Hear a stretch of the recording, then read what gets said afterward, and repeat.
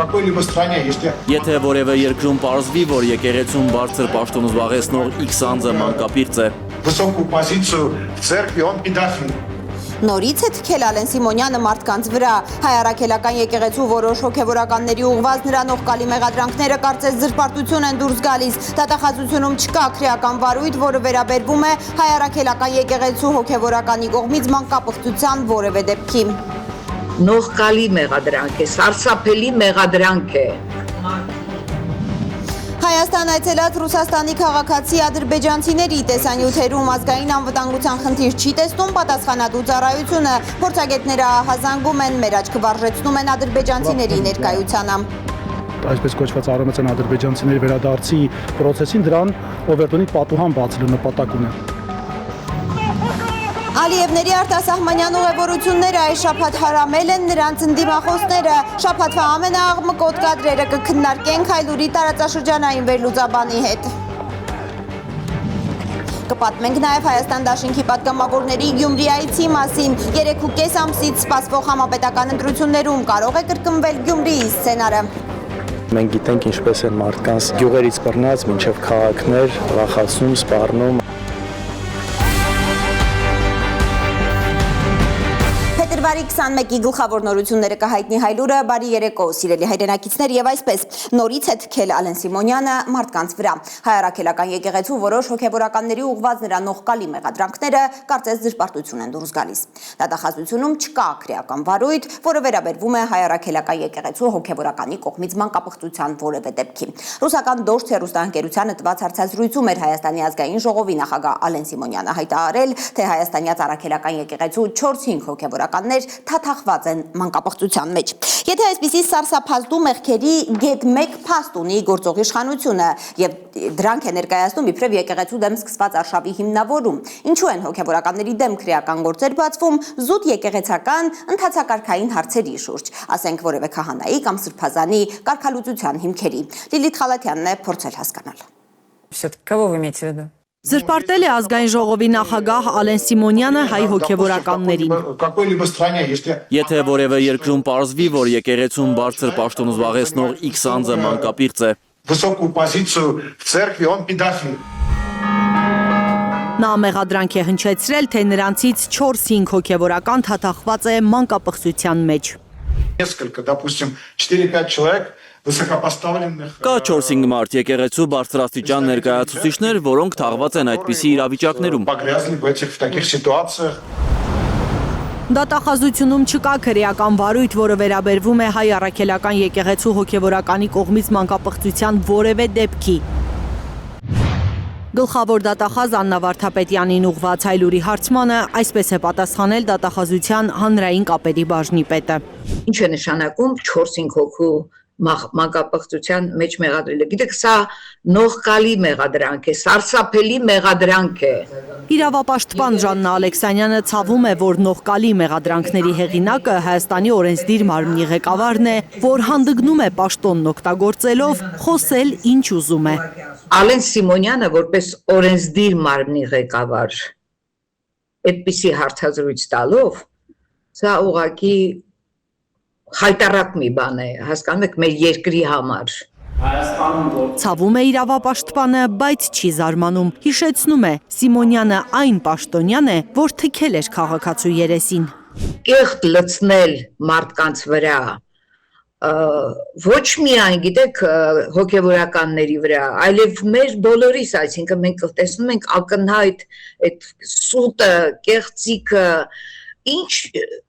նա դեռ իր վրայից թող չի մաքրել եւ չի մաքրվի այդ թքելու, հա, այդ դեպքը, ու հիմա շարունակում է սա։ Ալեքսանյանը նկատում է, Ալեն Սիմոնյանը նաև այն պաշտոնյան է, որ բոլորից շատ է իրավապահներին դիմում,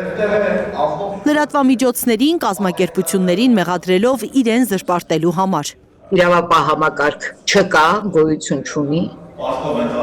Իրավապահ համակարգ ունեցող երկրում հիմա Ալեն Սիմոնյանը պետք է դատախազություն հրավիրվեր իր իսկ արած հայտարարությունները բացատրելու համար։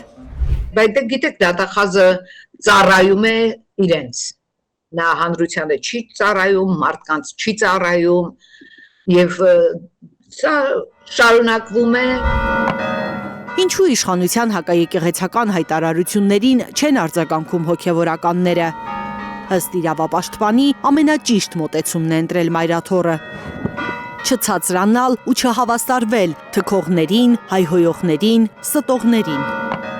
Ինչին արձագանքի, անիմաստ այդ մանկապղծությանը ինչ արձագանքի։ Ինչ պիտի անի, ու չի հայոյելու իրենց նման։ Հայ առաքելական Սուրբ եկեղեցին կեղտոտ հայտարարություններից պաշտպանվելու կարիք չունի, վստահ է Ալեքսանյանը։ Այդ հայտարարությունները, որ անում են Նիկոլ Փաշինյանը եւ մյուսները, դրանք ուղղակի կյանքրոցներ են եկեղեցու պատերին։ Իրավապաշտպանն առաջարկում է ընդհանրապես փողոց դուրս գալ ու լսել հավատացյալների կարծիքը։ Ալեն Սիմոնյանն ինչ կուզի կասել։ Իհարկե զրպարտում է։ Մեր զրպարտանքը ոնց ալի։ Եթե փաշ չկա, ինչ իրավունք ունի դες բաներ ասել։ Ինչ իրավունք ունի Հայաստանի քաղաքացուն թեկուս լինի վարչապետ կամ նախագահ զրպարտի։ Չէ՞ որ երկուսն էլ Հայաստանի քաղաքացին ունեն լրիվ իրավունք ունեն արտահայտվելու։ Իսկ ինքը բան ունի, ինչ են ասում, փաստեր ունի մահկապության մեջ։ Մարդ տենց ամեն ինչ կարելի է ասել, բայց արդյոք դա նորմալ է եւ մարդկային է եւ ընդհանրապես ճիշտ է։ Օրինակ ամբողջ երկրով մեկ, ամբողջ աշխարհով մեկ նման բաներ ինձ թվում է չի կարելի խոսալ։ Չեմ հավատում։ Լիլիթ Խալաթյան, Միլենա Պողոսյան, Գագիկ Տեր-Ղազարյան, Հայլուր։ Հայաստան այցելած Ռուսաստանի քաղաքացի ադրբեջանցիների տեսանյութերում ըստ էության ազգային անվտանգության խնդիր չի տեսնում պատասխանատու ծառայությունը։ Համենայն դեպս մեր գրավոր հարցման պատասխանում մտահոգության հետք չկա։ Ավելին, ԱՀԾ-ն արձանագրում է, որ Ամասիայում նկարահանումներ արած, տարածքը իրենց նախկին բնակավայր ներկայացրած այդ ադրբեջանցիները Հայաստանում են եղել նաև 2013-2014 թվականներին։ Փորձագետները ահազանգում են Օվերտոնի պատուհան են բացում հայ-ադրբեջանական խաղաղության միֆը հյուսողները նման այն պատուհան որ բացվեց 2020 թվականին, կամաց հանրային խոսույթում նորմալիզացվեց Արցախի հնարավոր հանձնումը, բանը ավարտվեց Արցախի կորստով։ Հիմա էլ մեր աչքը վարժեցնում են ադրբեջանցիների ներկայությանը, ինչու Լիլիթ Սարգսյանը կպատմի։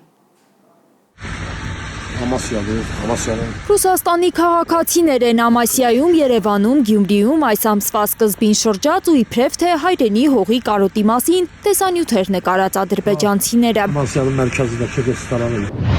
Հայաստանի ազգային անվտանգության ծառայությունն է հայտնել Հայլուրին նրանց ռուսական քաղաքացիության մասին, այդպես ըստ էության բացատրելով, թե ինչու են նրանք ազատ շրջել Հայաստանում։ Նրանց այցը մասնավոր բնույթի է որակել Հայաստանի ԱԱԾ-ն։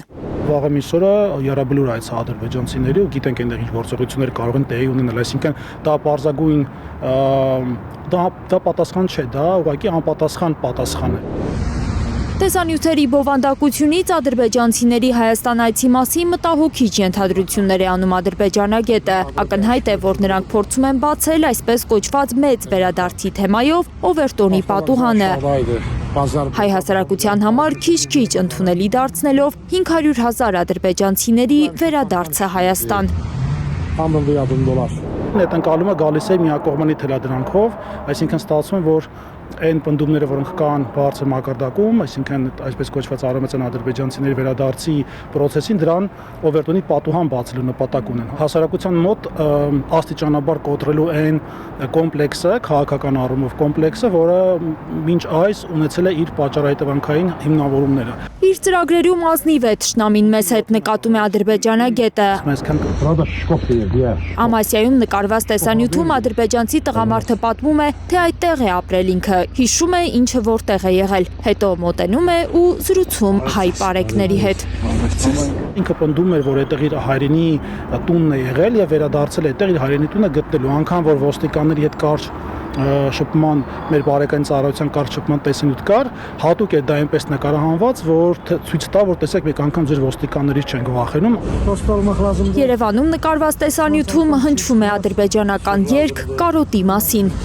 Մեքենայով պատտվում են հրապարակի շուրջ, այդ երգը կարոտի մասին է եւ այնտեղ իհարկե սիրո կարոտի մասին է, բայց հատկապես այն հատվածն է դրված երաժշտության տեսանյութի մեջ, որ հենց վերաբերում է կարոտին, կորստի կարոտին։ Իսկ ինչ են կարոտում ադրբեջանցիները, բնականաբար Երևանը իրենցով անել է։ Ադրբեջանագետի համոզմամբ ադրբեջանցիների ազատ ելումուտը Հայաստան ու նաև նրանց նկարահանած տեսանյութերի բովանդակությունը ցույց է տալիս, որ մեծ վերադարձի թեման Ադրբեջանի պետական քաղաքական օրակարգում է։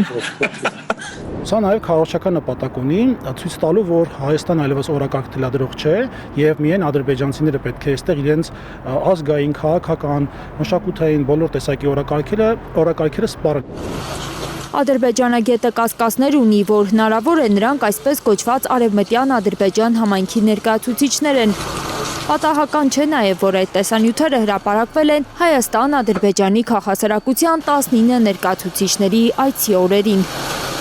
Ինչը կարելի է նաև ենթադրություն տալ մեզ, որ այդ մարդիկ, ովքեր ներգրաված են ադրբեջանական ցանկում, կարող են անգամ լինել կեղծ հակահայկական կառույցի ներկայացուցիչներ, այսպես կոչված արևմտյան Ադրբեջանի ներկայացուցիչներ, եւ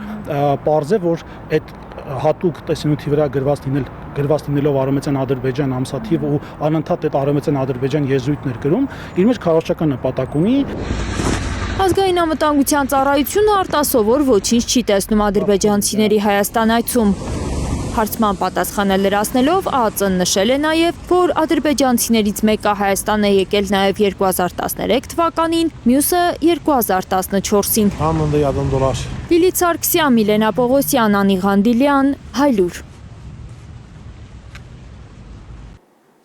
Այս շաբաթ Վաշինգտոնում Խաղաղության խորհրդի առաջին նիստ ուղեկցվեց ադրբեջանական սկանդալով։ Տեսախցիկները ֆիքսեցին, թե ինչպես են Ալիևի թիկնապահները ասֆալտին փռում Վալդորֆ Աստորիա հյուրանոցի մոտ Ադրբեջանի նախագահի այցի դեմ բողոքող մի քանի ադրբեջանցի ակտիվիստի։ Աղմկոտ միջադեպի մանրամասները եւ Ալիևյան ռեժիմի ընդդիմության դեմ հետապնդումների թեման կքննարկենք Հայլուրի տարածաշրջանային վերլուծաբան ադրբեջանագետ Արման Բադալյանի հետ։ Բարի երեկո Արման, նախ հենց Վաշինգտոնի սրտում ադրբեջանցի ակտիվիստների ծեծը ինչ արձագանք գտավ Միացյալ Նահանգներում։ Լարա, այս միջադեպը կարող է վերաճել Ամերիկայի Միացյալ Նահանգներ Ադրբեջան դիվանագիտական սկանդալի, եթե կուլիսներում քաղաքական ինչ-ինչ պայմանավորվածություններով չփորձեն այս աղմկոտ պատմությունը մոռանալ տալ։ Վաշինգտոնի դատախազությունը հետաքննություն է սկսել, պետքարտուղարությունը զեկույցներ է ստացել Միացյալ Նահանգներում ինքնաբուխ պիկետը այլ պետության ղեկավարի Թիկնազորի կողմից ուժովցրելու միջադեպի վերաբերյալ։ Իրականում մենք ականատես եղանք մի իրավիճակի, երբ ադրբեջանցի քաղաքական վտարանդիները փորձեցին օգտվելով ամերիկյան ժողովրդավարության տված հնարավորությունից իրենց ձայնը լսելի դարձնել։ Իսկ ո՞րն էր այդ պիկետի նպատակը, ինչ պահանջներ էին ձևակերպում այդ մի քանի ակտիվիստները։ Լարա, այդ մի քանի ակտիվիստները, որոնց մեջ էր նաև Թոխվիկ Յաղուբլին, ադրբեջանցի քաղբանտարկյալ նրա որդին, պահանջում էին ազատ արձակել Ադրբեջանում պահվող իրենց խոսքով ավելի քան 400 քաղբանտարկյալներին։ Բաքվի բանտերում պահվող քաղբանտարկյալների մասին արգելված է խոսել Ադրբեջանում եւ ինչպես արդեն տեսանք նաեւ Ադրբեջանի սահմաններից դուրս անգամ ամենաժողովրդավար երկրի մայրաքաղաքում։ Պարզապես խաղաղ ակցիայի դուրս եկած մարդկանց Ալիևի թիկնապահները դաժանաբար հարվածում էին բռունցքներով, տապալում գետնին։ Ընդ որում, ըստ տարածված տեսանյութերի ուժային գործողությունը համակարգում էր անձամբ Ալիևի անվտանգության ծառայության պետ գեներալ Ֆարիդ Ասկերովը։ Ինչ ես կարծում, այս միջադեպին ամերիկյան կողմից կոշտ արձագանք կլինի։ Լարա, ստեղծված իրավիճակը հարվածում կամ առնվազն ստվեր է գցում Ադրբեջանի միջազգային վարկանիշի վրա, բայց սպասել, որ այս ամենը կհանգեցնի լուրջ իրավական կամ քաղաքական պատասխանատվության Ալիևի համար քիչ հավանական է, չնայած մամուլում էլ մեծ աղմուկ էր բարձրացրել։ Միջադեպին անդրադարձել էին հեղինակավոր մի շարք լրատվամիջոցներ, օրինակ Washington Post-ը, CNN-ը, The Guardian-ը ներկայացրել են բռնության մանրամասները, բայց դե մեծ քաղաքականության մեջ արժեքները հաճախ ստորադասում են շահերին ու հազիվ թե ամերիկյան կառավարությունից որևէ կոշտ արձագանք լինի։ Արման, եթե չեմ սխալվում, մի անգամ էլ Թուրքիայի նախագահի թիկնազորն էր նման միջադեպում ներգրավվել, ձեռքերին ազատություն տվել եւ էլի Վաշինգտոնում այն ժամանակ դեռ աննախադեպ այդ պատմությունը, հետո լրիվ մոռացվեց։ Այո, Այո, Լարա, դու հիշեցրիր մոտավորապես 10-11 տարի առաջվա մի պատմություն։ 2017 թվականին է Թուրքիայի նախագահ Ռեջեփ Թայիփ Էրդողանի թիկնազորը բախումներ հրահրել Վաշինգտոնում թուրք դեսպանի նստավայրի մոտ։ Դուրժել էր 11 մարդ, այդ թվում ամերիկացի 1 ոստիկան։ Դրանից 1 տարի առաջ էլ Էրդողանի թիկնապահները բախվել են ցուցարարների հետ Վաշինգտոնի Brookings ինստիտուտի մոտ ու դաշնակից պետությունների միջև այս ամենը որևէ լուրջ լարվածություն չառաջացրեց։ Գուցե նաև դա էր ոգեշնչվել Ալիևի թիկնապահներին, որ նրանք նման բան արեցին հենց Վաշինգտոնում։ Արման, այս շաբաթ մի աղմկոտ պատմության մեջ էլ ընկավ Ադրբեջանի փոխնախագահ Մեհրիբան Ալիևան, էլի արևմուտքում Մյունխենի անվտանգության համաժողովի ժամանակ։ Այո, Լարա, Մեհրիբան Ալիևայի սկանդալն էլ կապված էր ադրբեջանցի լրագրող Էմին Հուսեյնովի հետ։ Նա երկար տարիներ եղել է Ադրբեջանի իշխանությունների կոկորտում մնացած ոսկոր, աչքի ընկել հատկապես իշխող էլիտայի կոռուպցիոն գործարքների եւ մարդու իրավունքների ոտնահարումների հետևողական բացահայտմամբ։ Եվ ահա այս մարդը, որը վտարանդի ակտիվիստ է, Մյունխենի անվտանգության համաժողովին ներկա Մեհրիբան Ալիևային որոշել էր հարց տալ Ադրբեջանում ժողովրդավարության վիճակի մասին։ Ալիևան հանկարծակի գալով հարցին պատասխանելու փոխարեն չէր կարողացել զսպել իրեր եւ անձնական վիրավորանքեր հասցրել լրագրողին, հիշեցնելով, որ նա մի ժամանակ կնոջ հագուստով թաքնվել էր Ադրբեջանում շվեյցարական դեսպանատանը։ Տեսանյութում երևում է, թե ինչպես է ջղաձգվել Ալիևան, Ալիևյան ռեժիմին դիմախոսի հետ անակնկալ հանդիպումից եւ վնասել է իր չափած ձևած բարձրաշխարհիկ կնոջ կերպարը։ Մի խոսքով Ալիևների արտասահմանյան ուղևորությունները այս շաբաթ հարամել են նրանց դիմախոսները։ Այո, Լարա, տպավորություն է, որ վտարանդի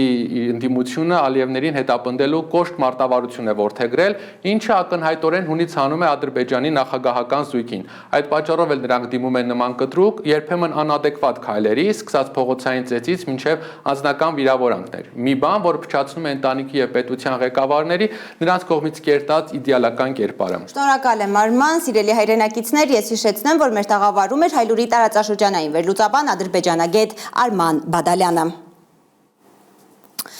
Արցախի նախկին պետնախարար Ռուբեն Վարդանյանը Բաքվի բանտում իր դատավճռի հրապարակումից հետո առաջին անգամ խոսել է ընտանիքի հետ։ Շնորհակալություն է հայտնել բոլոր նրանց, ովքեր զորակցել են իրեն եւ իր ընտանիքին, ինչպես նաեւ կարդացել է Իմադ Ադդին Նասիմիի փիլիսոփայական տողերը իր մեկնաբանությամբ, ներկայացնելով կյանքի իր բանաձևը, որն օգնում է պահպանել ներքին ազատությունը ավելի քան 21000 ժամ բանտարկությունից հետո։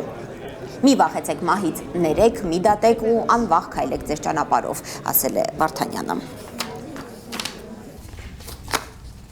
Ներքաղաքական կյանքի գլխավոր թեման խորհրդարանական ընտրություններից 3.5 ամիս առաջ քաղաքական դաշտում ամենակննարկվող հարցն այն է, թե արդյոք կկարողանա միասնական ընդդիմությունը համապետական մասշտաբով կրկնել Գյումրիի ընտրական սցենարը։ Հանրապետության երկրորդ քաղաքի բնակիչների հետ հանդիպման ժամանակ ազգային ժողովի ամենամեծ Հայաստան խմբակցության անդամները վստահեցրել են այն, որ ՔՊԱ-ականները արդեն հիմա հայտարարում են, թե Գյումրիի սցենարը չի կրկնվելու, վկայությունն է, որ ժողովրդական վստահության հողը փախել է Փաշինյանի ու թիմակիցների ոտքերի տակից։ Էդգար Ղուշյանն է պատմում։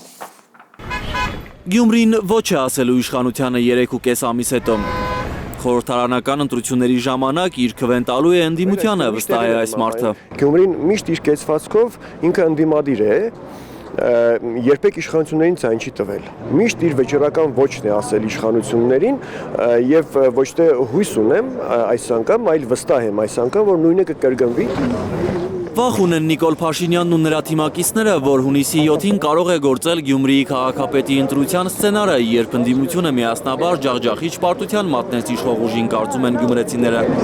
Դրա համար են ըստ նրանց ԿՊԱ-ականները օր ու գիշեր հայտարարում, թե թույլ չեն տալու ընդդիմությանը Գյումրի 2 անել։ Իրենք լուրջ մտահոգություն ունեն ու այդ մտահոգության համար պատճառ ունեն ու ճիշտ են անում, որ մտահոգվում են, որ ընդդիմության միասնական քվեն լինելու է ավելին, քան իրենց։ Եվ այդ մասին ամեն օրվա բաներով երևում։ Սաղաթելյանի համոզմամբ իշխանությունը չի մարսել, որ Հայաստանի երկրորդ քաղաքի կառավարման ղեկը ընդդիմության ձեռքում է ու դրա համար անցած աշնանը կալանավորեցին ընտրված քաղաքապետին ու եւս մեկ տասնյակ մարդու։ Փորձում են ժողովրդի կամքը կրկին խլել։ Սրանք Հայաստանի Հանրապետության քաղաքացիներին իրենց ազատ կամ արտահայտման համար հեռացնում են աշխատանքից, ձերբակալում են։ Ահու սարսափի մեջ են պահում ընդդիմադիր հայացքներ ունեցող քաղաքացիներին, նկատում է Լևոն Քոչարյանը։ Որքան մոտենում է խորհրդարանական ընտրությունների օրը, այնքան ավելի է ուժգնանում հասարակ մարդկանց վրա իշխանության ճնշումը։ խնդիրը լուծելու։ Պետք է պայքարել, չհանձնվել, ասում է ընդդիմադիր падգամավորը։ Մենք գիտենք ինչպես են մարդկանց գյուղերից բռնած մինչև քաղաքներ վախացնում, սպառնում, ամեն մեր այդ հանդիպումից հետո մարդկանց էլի կարող են անհանգստություն պատճառել, սպառնալ, այս ամեն ինչը հենց խոսում է այդ վախերի մասին, բայց ոչ մի մեծ գործ չի տրվում, պատրաստ ենք մեծ հաշվով մենք կոնկրետ ես իմ ընտանիքը 2018-ից էս հսկայական ճշմարտակ ենք, բայց չենք նահանջում ու չենք էլ պատրաստվում։ Շիրակի նախկին մարզպետ Հայաստան խմբակցության падգամավոր Արթուր Խաչատրյանը արձանագրում է, աղքատությունը վերացնելու խոստումով իշխանության եկած Նիկոլ Փաշինյանի կառավարության օրոք Շիրակի մարզի բնակչության գրեթե կեսը 43%-ը աղքատ է։ Շիրակը շարունակում է մնալ Հայաստանի ամենաաղքատ մարզը։ Ասում են միջին աշխատավարձը 300,000 դրամ արժի։ Չամաչեի կասեի մի հատ ձեռթող բարձրացնեն նրանք, ովքեր 300,000 դրամ փող են ստանում այս դահլիճում։ Խաչատրյանի խոսքով աշխատավարձն ու թոշակը չեն բարձրանում մեր երկրում, որովհետև վերջին 8 տարում պետական պարտքը կրկնապատկվել է։ Պետությունը ահազիվ հասցնում է այդ ահռելի պարտքը սպասարկել։ Դրա պատճառով նաև թանկացումները օրեցօր ավելի անտանելի են դառնում։ Հիմա ամեն մեկը թող մտքով գնա իր ատան խոհանոց ու իր սառնանի դուռը բացի։ Ու մի հատ հաշվի ասք, այնտեղ կաթը, ենթադրենք 5 տարի առաջ ինչ արժեր մի լիտր կաթը, այսօր ինչ արժի մի լիտր կաթը, մի լիտր չի կստաց, 950 գրամ, լավ, էդ էլ հաշվի առեք, լավ, մի տարի առաջ մի կիլո միսը ինչ արժեր, այսօր ինչ արժի, ու մի հատ հիշեք, 5 տարի առաջ աշխատավարձն ինչքան էր, հիմա ինչ արժի, ինչ էլ որ տեսնում է, այդ սաղ պարտքով առած է։ Մեր երկրում ամեն տարի թանկանում է նաև կրթությունը, նկատում է Աննա Գրիգորյանը։ Վերջին 10 տարում ուսման վճարը գրեթե կրկնապատկվել է։ Պատգամավորն առաջարկում է բոլորին հասանելի, անվճար դարձնել կրթությունը Հայաստանում։ Վերջին ստատիստիկան հանել եմ, վերջին 10 տարիներին թե կրթության վճարը ինչքանով է փոխվել։ 200,000, 300,000, 400,000 տարբեր ֆակուլտետներ, տարբեր համալսարաններ ավելացրել են գումարը։ Բա դրա դիմաց ինչ են տալիս։ Միլիոնավոր դոլարներ է ծախսում իշխանությունը ակադեմիական քաղաք կառուցելու համար, փոխարենը կարելի էր անվճար դարձնել համալսարանական կրթությունը, ինչպես դա արեցին մեր հարևան վրացիները։ Գյումրիում նաև երկրաշարժի հետևանքների վերացումն է դեռ օրախնդիր, աղետից մոտ 4 տասնամյակ անց։ Մինչդեռ 2-3 տարում հնարավոր է ազատվել տնօրեններից, վստահ է Լևոն Քոչարյանը։ Նա հիշեցնում է Հայաստանի երկրորդ նախագահ Հայաստան դաշինքի առաջնորդ Ռոբերտ Քոչարյանի կառավարման տարիներին աղետի գոտում արված ահռելի աշխատանքը։ Մեկ անգամ արել են, կանեն երկրորդ անգամ։ Մենք ավելի մանրամասն իհարկե մեր ծրագրում կանդրադառնանք, հիմա ավելի շատ նպատակը հանդիպելն է գյումրեցիների հետ, Շիրակի մարզի բնակիչների հետ, հենց իրենցից լսելու հիմնական խնդիրները, ակնկալիքները, առաջարկությունները։ Մարտի կեսին Հայաստան դաշինքը արդեն պաշտոնապես կհայտարարի վարչապետի իր թեկնածուի անունը, ընտրարշավին մասնակցելու ձևաչափը։ Մեծ անակնկալներ չի լինելու, բայց ճիշտ կլինի այդ մասին խոսենք, իսկ պաշտոնապես կներկայացնենք ճիշտ ժամանակ։ Էդգար Ղուշչյան, Ալեքսանդր Սարգսյան, Խաչատուր Գևորգյան եւ Գագիկ Տեր-Ղազարյան, Հայլուր։ Սիրելի հայրենակիցներ, այժմ համառոտ այն մասին, թե ինչ ունենք թողարկման երկրորդ մասում։ Ծափաթաղցի փոքրիկ Տիգրանի հրեշավոր սպանությունից 3 ամիս անց նրա քույրն ու եղբայրները Հով երեխաների պաշտպանության կենտրոնից տուն են վերադարձել։ Ոչ խոսել եմ տրամադրությունը, ոչ եմ կան։ Իմ համար ես ահա որ վիճակը։ Գյումրիում օրը ցերեկով հենց կանգառում մարդ են դանակահարել 30-ամյա տղա է տեղափոխվել հիվանդանոց, գլխի, դաստակի, սրունքի եւ հետույքի կտրած ծակած վերքերով։ Միացյալ Նահանգների նախագահը բացատրել է, թե ինչու է հետաձգել Իրանին նորից հարվածելու իր պլանը։ Ես չէի պատրաստվում սպասել 2 շաբաթ եւ էլի բանակցել, եւ նրանք հրաժարվեցին կախաղաններից։ Կպատմենք նաև ծննդյան պահին մերժված, հետո միլիոնավոր մարդկանց սրտեր գրաված մակակի պատմությունը, ինչպես փոքրիկ պանչը սեր գտավ կապիկների անսեր թվացող աշխարհում։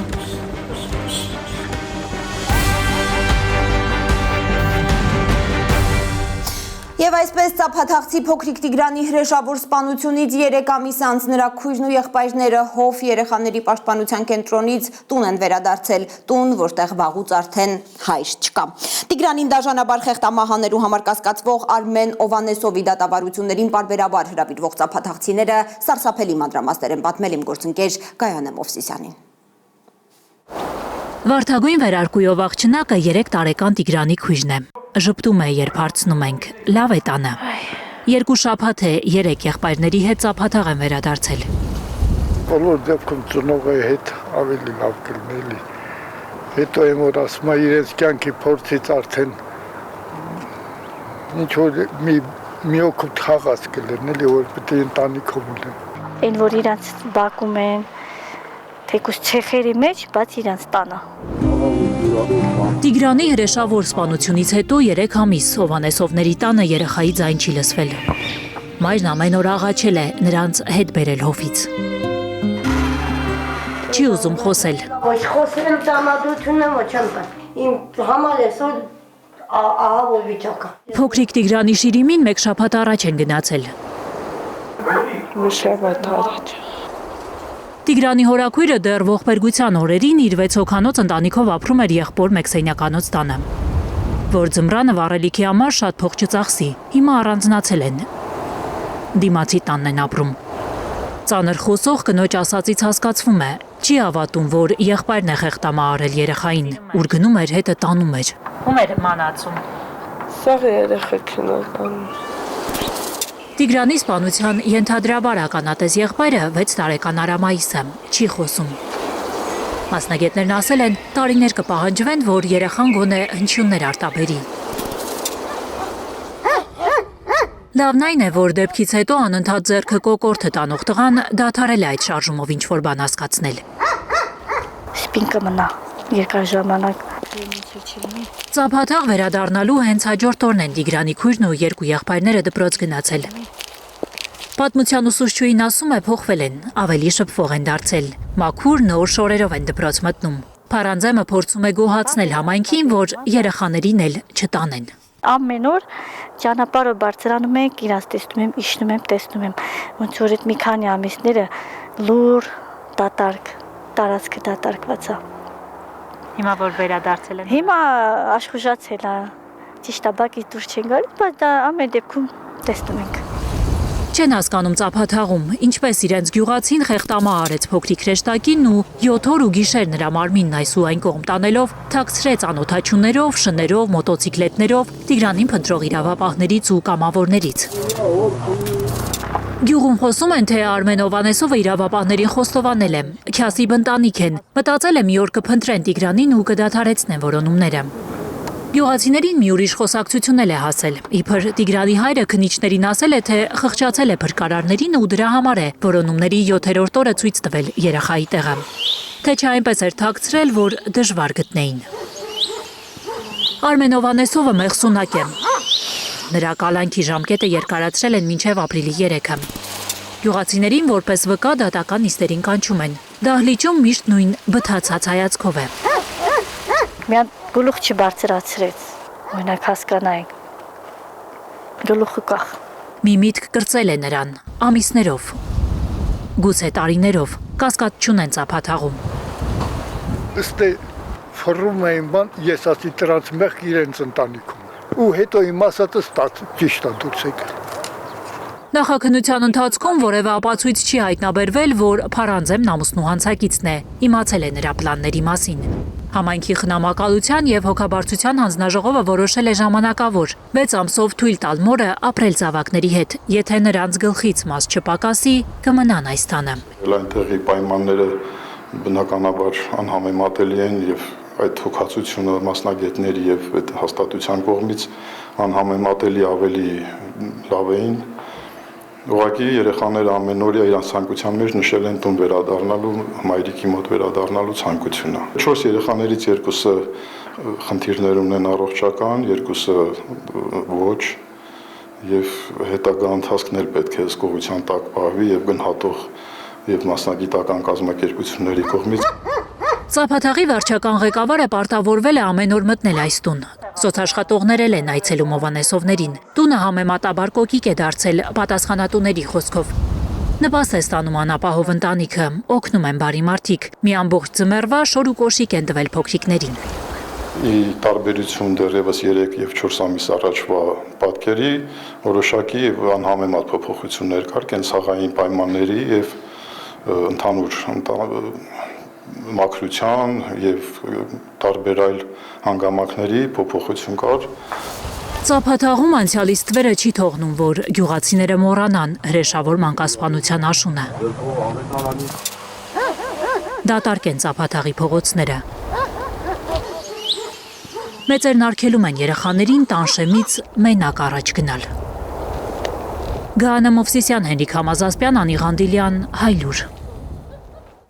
Գյումրիում օրը ցերեկով հենց կանգառում մարդ են դանակահարել։ 4-ից 5 հոգի մեքենայից իջնելով դանակահարել են կանգառում կանգնած երիտասարդի ու հեռացել։ Գյումրիի կենտրոնական Վազգեն Սարգսյան փողոցի կանգառում տրանսպորտի սպասող մարդկանց աչքի առաջ է եղել դանակահարությունը։ Գյումրիի բժշկական կենտրոնի փոխտնօրեն Արմեն Խաչատրյանը հաստատել է տեղեկությունը, որ 30-ամյա տղա է տեղափոխվել իրենց հիվանդանոց գլխի, դաստակի, սրունքի, հետույքի կտրած ծակած վերքերով ու քերծվածքներով։ Նրան վիրահատել են, վիճակը կայուն է, բավարար։ Տղան հավանաբար 2 շաբթի դուրս կգրվի։ Որոշ տեղեկություններով նա սպորտսմեն է։ Ֆոտոլրագրող Գագիկ Շամշյանի տվյալներով դանակահարության պատճառը ավտոմեքենան արագ վարելու եւ կայանելու շուրջ վիճաբանությունն է եղել։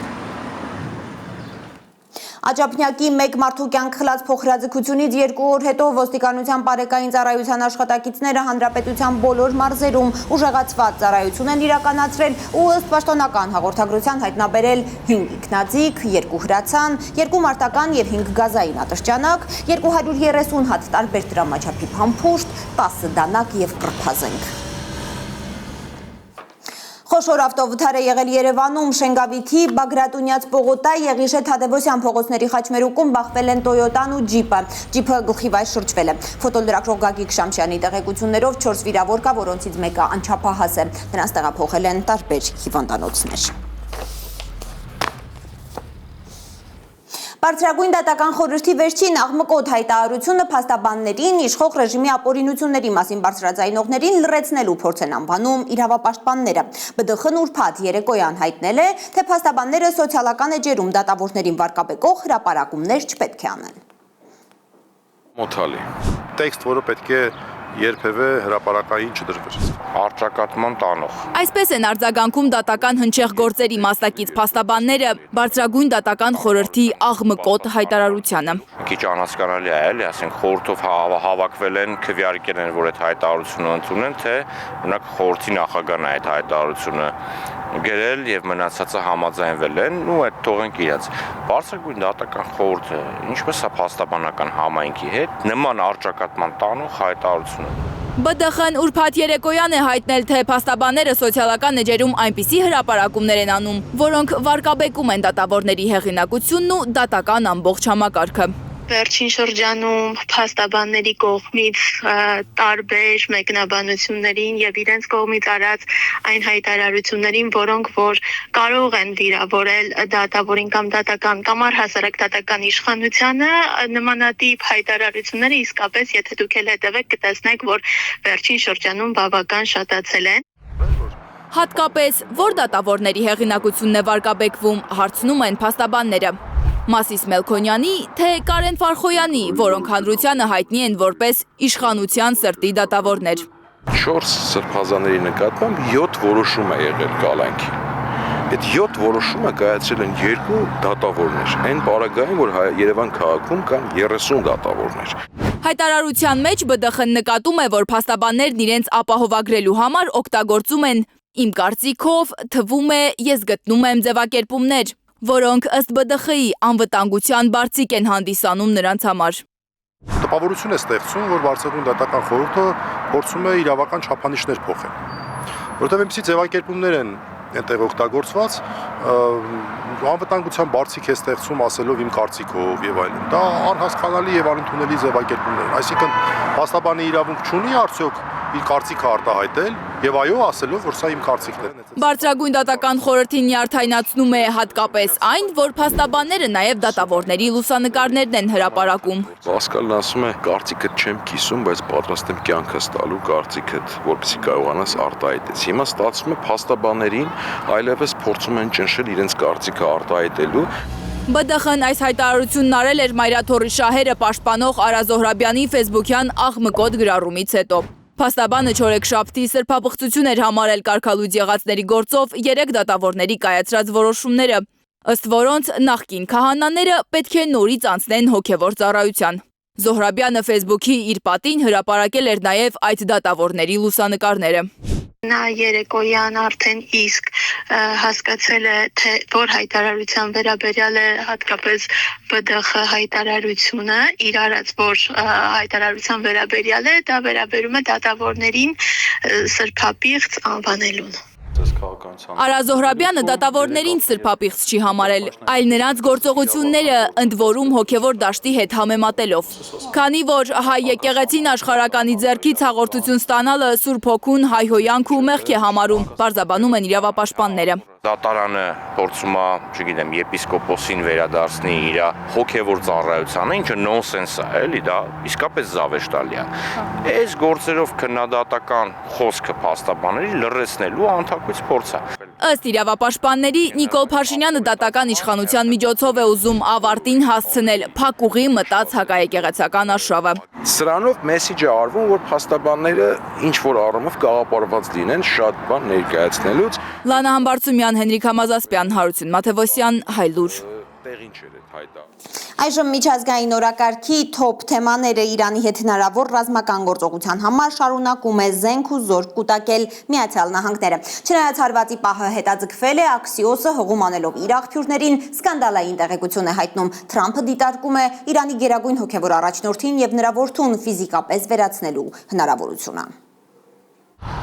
Քանի որ ամերիկյան մեծաթիվ ռազմական օդանավեր են ժամանում Սոֆիա, Բուլղարիան մի քանի ժամով արգելելու է քաղաքացիական օդանավերի մուտքը մայրաքաղաքի օդակայան։ Իրանի հետ հնարավոր ռազմական գործողությունների համար Վաշինգտոնը ուժեր է կենտրոնացնում ոչ միայն Մերձավոր Արևելքում, այլև եվրոպական քաղաքներում։ Միջազգային լրատվամիջոցները գրում են, որ բացի ինքնաթիռներից, օդային վառելիքի լցանավեր կան, որոնք օգտագործվում են կործանիչները օդում վերալիցքավորելու համար։ Բեռնատար ինքնաթիռներ եւ Boeing 747 ինքնաթիռ է հասել Սոֆիայի օդակայան, այն հիմնականում զինվորական անձնակազմին տեղափոխելու համար է։ Ամերիկյան լրատվամիջոցները հայտնում են Իրանի դեմ ԱՄՆ հնարավոր հարձակման մասին, որը կարող է լինել նաև Իսրայելի հետ համատեղ։ Axios-ը հողում անելով իր աղբյուրներին գրում է, որ նահանգները դիտարկում է Իրանի գերագույն հոգևոր առաջնորդ Ալի Խամենեին եւ նրա որդուն ֆիզիկապես վերացնելու հնարավորությունը։ Գիտեք, Իրանի ժողովուրդը շատ տարբեր է Իրանի ղեկավարներից, եւ սա շատ տխուր իրավիճակ է։ Նրանք 2 շաբաթ առաջ պատրաստվում էին կախաղան հանել 800 մարդու, կախել, ոմանց կռունկով։ Նրանց բարձրացնում են բարձր կռունկով եւ պտտեցնում հրապարակում։ Նրանք պատրաստվում էին կախել 837 մարդու։ Եվ ես նրանց զգուշացրի, որ եթե կախաղան հանեն թեկուզ 1 մարդու, նույնիսկ մեկին, անմիջապես հարված կհասցնենք։ Ես չէի պատրաստվում սպասել 2 շաբաթ եւ էլի բանակցել, եւ նրանք հրաժարվեցին կախաղաններից։ Նրանք 837 հոգու չկախեցին։ Միացյալ Նահանգները քննարկում է Իրանի դեմ սահմանափակ ռազմական գործողություն սկսելու հնարավորությունը։ Լրագրողի այս հարցը անպատասխան է թողել ԱՄՆ նախագահը։ Մենք պատրաստ ենք դիվանագիտության, ինչպես նաև ինքնապաշտպանության, հայտարարել է Իրանի արտգործնախարար Աբբաս Արաղչին։ Փորձագետների համար տարակուսելի է, որ ամերիկյան լրատվամիջոցները Վաշինգտոն Թեհրան բանակցությունների երկրորդ ռաունդը համարել են ձախողված, այն դեպքում, երբ իրանական կողմը այն դրական է գնահատել։ Արտգործնախարար Արաղչին հայտարարել է, որ ամերիկյան կողմի հետ որոշել են պատրաստել հնարավոր համաձայնագրի նախագիծ, որպեսզի կարողանան քննարկել այն հաջորդ հանդիպմանը։ Գայանե Մովսիսյան, Հարություն Մաթևոսյան, Հայլուր։ Չնայած ռազմական դրությանը Զելենսկին կարծես սկսել է հարմարվել ընտրություն անցկացնելու մտքի հետ։ Ուկրաինայում նախագահական ընտրությունները կարող են անցկացվել աշնանը, իսկ խորհրդարանական ընտրությունները 2027-ի գարնանը։ Առայժմ հայտնի չէ, արդյոք Զելենսկին կառաջադրվի երկրորդ ժամկետի համար։ Հայտնի է, որ անվտանգության հուսալի երաշխիքներ է պահանջում նա եվրոպացի գործընկերներից, իսկ ճակատում իրավիճակը շարունակում է թեժ մնալ։ Ծովինար Բարխուդարյանը կպատմի։ Կիևի ԱԹՍ-ները հասել են Ուդմուրտիա։ Հանրապետության ղեկավար Ալեքսանդր Բրեչալովը հայտնել է Ուդմուրտիայի օբյեկտներից մեկի վրա հարձակման մասին, չհստակեցնելով դրա նշանակությունը։ Ըստ լրատվամիջոցների, հարվածը հասցվել է Ոդկինսկ քաղաքում գտնվող ռազմական նշանակության ձեռնարկությանը, որը համարվում է Ռուսաստանի ռազմաարդյունաբերական համալիրի կարևոր օղակներից մեկը եւ կապվում է Իսկանդեր հրթիռային համակարգերի արտադրության հետ։ Ուկրաինական կողմը պաշտոնապես չի մեկնաբանել հարձակումը։ Հարվածներից տուժել է առնվազն 11 մարդ, որոնցից 3-ը հոսպիտալացվել են տարբեր ծանրության վնասվածքներով։ Ռուսական անօդաչուները կրկին Սումիին եւ Օդեսային են հարվածել։ Օդեսայում մեկ զոհ կա։ Ուկրաինական ուժերը վերադարձրել են մոտ 300 քառակուսի կիլոմետր տարածք հարավային ուղղությամբ, հայտարարել է Վլադիմիր Զելենսկին։ Նրա խոսքով առաջխաղացումը շարունակվում է եւ մի շարք հատվածներում նախաձեռնությունը ուկրաինական ուժերի ձեռքում է։ Հարավային առաջնագիծն ընդգրկում է Խերսոնի, Զապորոժիեի եւ մասամբ Դոնեցկի մարզերը։ Այս շրջանները ռազմավարական նշանակություն ունեն, վերահսկում են դեպի Սև եւ Ազովի ծովեր տանող ուղիները, ինչպես նաև ռուսական զորքերի մատակարարման ցանցի առանցքային հանգույցները։ Ռազմական փորձագետների գնահատմամբ հարավային ուղղությամբ առաջխաղացումը կարող է վտանգել նաև Ղրիմի հետ ցամաքային կապը, փոխել բանակցային հավասարակշռությունը։ Մոսկվան որևէ պատրանք չունի հակամարտության կարգավորման բանակցությունների առաջընթացի վերաբերյալ։ Բանակցային գործընթացը, ինչպես բազմիցս նշել ենք, բարդ է եւ ձգձգված, ուստի մենք չափազանցված սպասումներ չունենք։ Որոշումը բավականին ավտոմատ է, երկարաձգում։ Ինչ վերաբերում է զարգացումներին, կտեսնենք ամփոփելով զրույցների վերջնական արդյունքները։ Ժնևյան բանակցությունների արդյունքները քննարկվել է Կրեմլում անվտանգության խորհրդի նիստում։ Արդյոք խորհուրդը հստակ որոշում ունի Տելեգրամի հետ կապված։ Ռուսաստանի անվտանգության դաշնային ծառայությունը հայտարարել է, որ Ուկրաինայի զինված ուժերն ու հատուկ ծառայությունները կարող են տեղեկություններ ստանալ Telegram հարթակից եւ օգտագործել այն ռազմական նպատակներով։ Telegram-ը հերքում է այս պնդումները, նշելով, որ չի տրամադրում օգտատերերի տվյալներ եւ չի կարող դիտարկվել որպես սպառնալիք, եթե օգտագործվում է անվտանգության կանոնների պահպանմամբ։ Մոսկվան հավելվածը սահմանափակելու կամ արգելելու պաշտոնական որոշում դեռ չունի, սակայն այդ հնարավորությունը դիտարկվում է։ Ուկրաինայում քննարկվում է ընտրությունների անցկացումը ռազմական դրության պայմաններում։ Ինսայդերի համաձայն նախագահական ընտրությունները կարող են անցկացվել աշնանը, իսկ խորհրդարանական ընտրությունները 2027 թվականի գարնանը։ Հայտնի չէ, արդյոք Զելենսկին կառաջադրվի երկրորդ ժամկետի համար։ 2019 թվականին նա հայտարարել էր, որ առաջադրվելու է միայն մեկ նախագահական ժամկետով։ Ֆրանս պրես գործակալությանը տված հարցազրույցում Զելենսկին ընդգծել է, որ ընտրությունները կարող են անցկացվել միայն այն դեպքում, եթե Ուկրաինայի դաշնակիցները տրամադրեն անվտանգության հուսալի երաշխիքներ։ Համենայն դեպս Եվրոպայից առաջիկայում երաշխիքներ չի ստանա Ուկրաինան։ Հունգարիան արգելափակել է Եվրամիության Ուկրաինային տրամադրվող 90 միլիարդ եվրոյի վարկը, որը նախատեսված է երկրի ֆինանսական վիճակը կայունացնելու համար։ Հունգարիայի վետոն սպառնում է նաև արժույթի միջազգային հիմնադրամի 8 միլիարդ եվրոյի ծրագրին, որը կախված է Եվրամիության վարկից։ Բուդապեշտ-Կիև հարաբերությունները նորից լարվել են, երբ Ուկրաինան արգելափակել է դրուժբա խողովակաշարով նավթի մատակարարումը Հունգարիա։ Քանի դեռ Ուկրաինան փակ է պահում դրուժբա նավթատարը եւ քանի դեռ Ուկրաինան խոչընդոտում է Հունգարիա նավթի մատակարարումների վերսկսումը, Հունգարիան կարգելափակի Եվրամիությունում Ուկրաինայի համար կարևոր եւ օգտակար որոշումները։ Բուդապեշտը մեղադրում է Կիևին ապրիլին կայանալիք խորհրդարանական ընտրություններից առաջ Բրյուսելին եւ նրան հավատարիմ հունգարական անդիմության հետ դավադիր գործարքի մեջ մտնելու համար։ Հունգարիայի իշխանությունները փաստացի քարոզարշավ են սկսելու վառելիքի բարձր գներով։ Ծովինար Բարխուդարյան, Անի Ղանդիլյան, Հայլուր։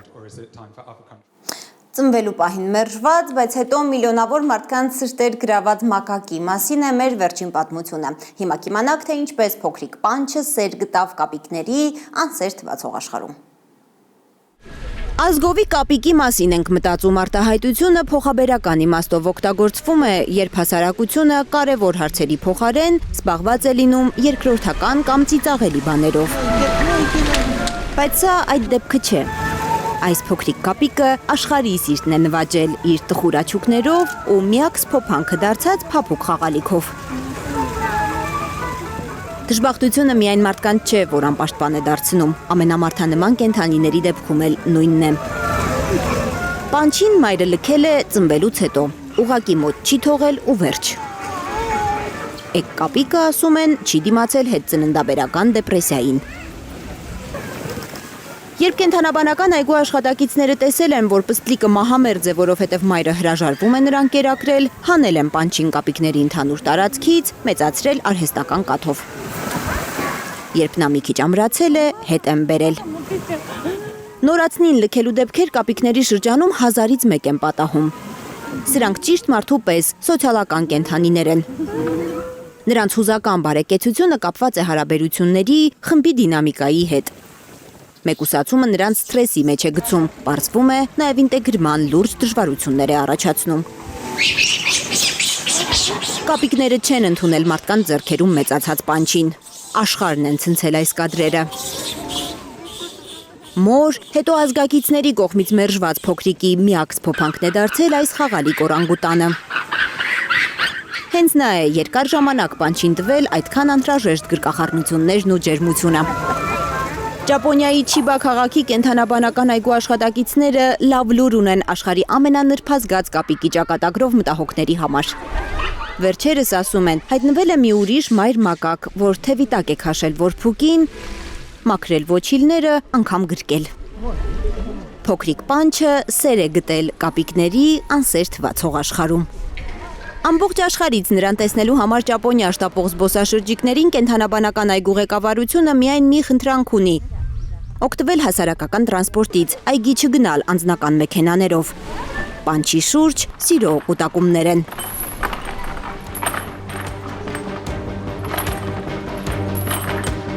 Դուք դիտում էիք Հայլուրը, շնորհակալություն ուշադրության համար։ Կհանդիպենք։